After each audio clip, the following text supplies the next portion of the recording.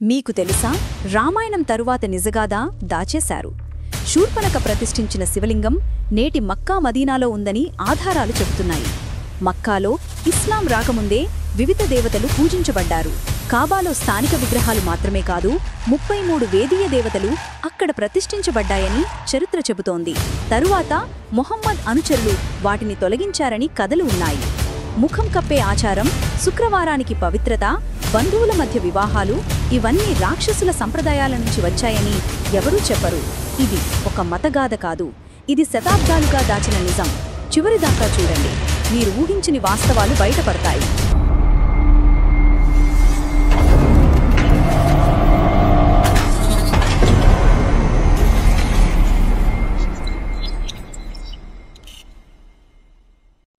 ఎడారి జీవన విధానం. పంటలు లేకపోవడం వలన మాంసాహారం ప్రధాన ఆహారం.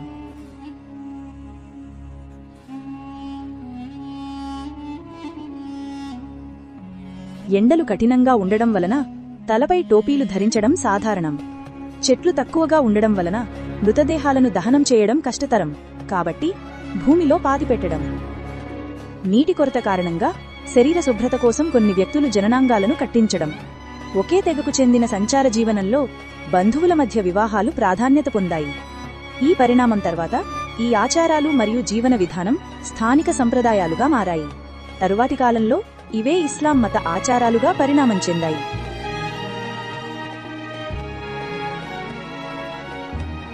మక్కా, శివాలయం మరియు పూర్వపు ఆధారాలు. మక్కా ప్రాంతంలో ఒక శివాలయం ఉన్నదని పూర్వపు ఆధారాలు సూచిస్తున్నాయి. మక్కేశ్వర ఆలయం అని పిలువబడే ఈ ఆలయం ఇస్లాం పూర్వం ఆ ప్రాంతానికి పేరిచ్చిందని కొందరు చరిత్రకారులు వాదిస్తున్నారు. ఇస్తాంబుల్ మ్యూజియంలో భద్రపరిచిన కొన్ని పురాతన వస్తువులు ఆ ప్రాంతంలో హిందూ రాజులు పాలించారని, శివారాధన జరిగిందని సూచిస్తున్నాయి.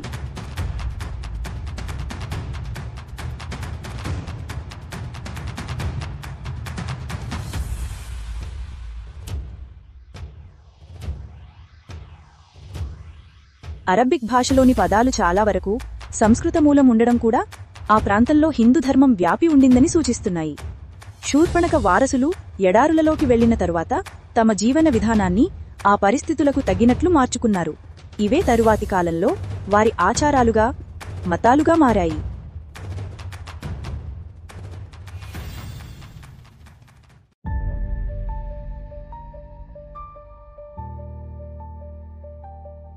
ముప్పై 33 వేదీయ దేవతలు.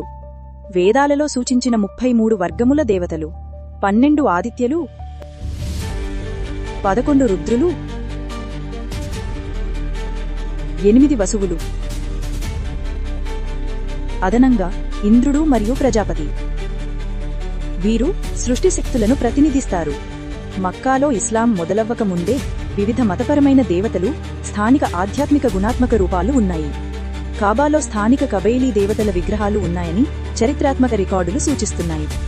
33 వేదీయ దేవతలు సరిగ్గా మక్కాలో ప్రతిష్ఠించబడ్డాయి లేదా మొహమ్మద్ అనుచరుల చేత తొలగించబడ్డాయని చెప్పే కథలు ఉన్నాయి.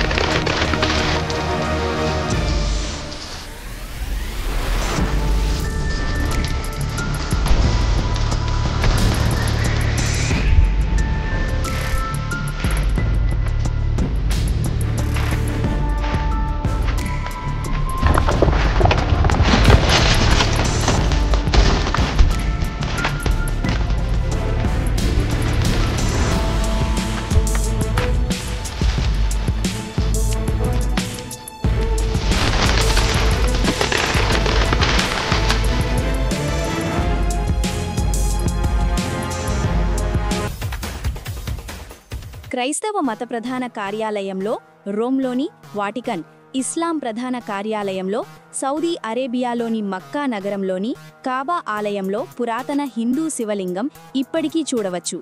ఈ స్తూపాకార రాయిని గోడ యొక్క బయటి మూలలో స్థిరపరచడం ద్వారా భద్రత కోసం స్థిరంగా మార్చారు. ఇది అన్ని ముస్లింల గౌరవార్థం. ఇక్కడ ముస్లింలు ఇప్పటికీ పురాతన హిందూ శైలిలో 7 పెరాంబులేషన్లను కొనసాగిస్తున్నారు. అవి అపసవ్య దిశలో కదురుతాయి. తెల్లటి వెండి రేకు రాయిని కప్పివేస్తుంది. ఓవల్ కప్పబడని మధ్య భాగం యాత్రికులకు రాయి ఎలా ఉంటుందో ఒక ఆలోచనను ఇస్తుంది. సిరియన్లు ఒకప్పుడు ఆ రాయిని యుద్ధ ట్రోఫీగా తీసుకెళ్లి 22 సంవత్సరాలు ఉంచుకున్నారు. హజర్ ఆసూద్, హుజ్రే ఆసూద్, గలాఫ్ ఏ కాబాసే బహిర్ దీదార్ అంటే నల్లరాయి. కాబాపై ఉన్న ముసుగు తొలగించబడిన దృశ్యం. చుట్టూ ఉన్న తెల్లటి భాగం వెండి చట్రం. హిందూ ఇస్లాం పోలికలు. హిందువులు 5 సార్లు హారతి చేస్తే ముస్లింలు 5 సార్లు నమాజ్. హిందువులు సాష్టాంగ నమస్కారం చేస్తే ముస్లింలు నేలపై తలవంచి నమస్కారం. హిందువులు ఉపవాసముంటే ఇస్లాంలో రంజాన్ ఉపవాసాలు. హిందువులు స్తోత్రాలు చదివితే ముస్లింలు ఖురాన్ సూరాలు.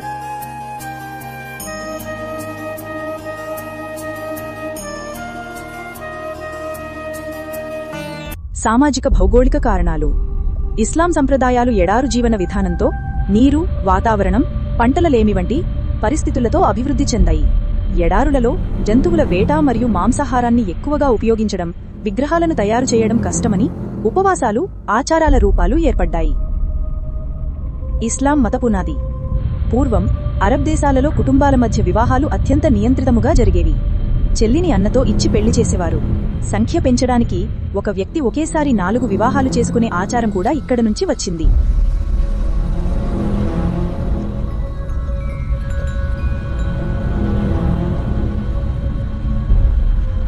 రాక్షసుల రక్షణ కోసం మొదలైన ఆచారాలు కాలంతో మారుతూ నేటి మక్కా, మదీనా ప్రాంతాల సంప్రదాయాలుగా పరిణామం చెందాయి.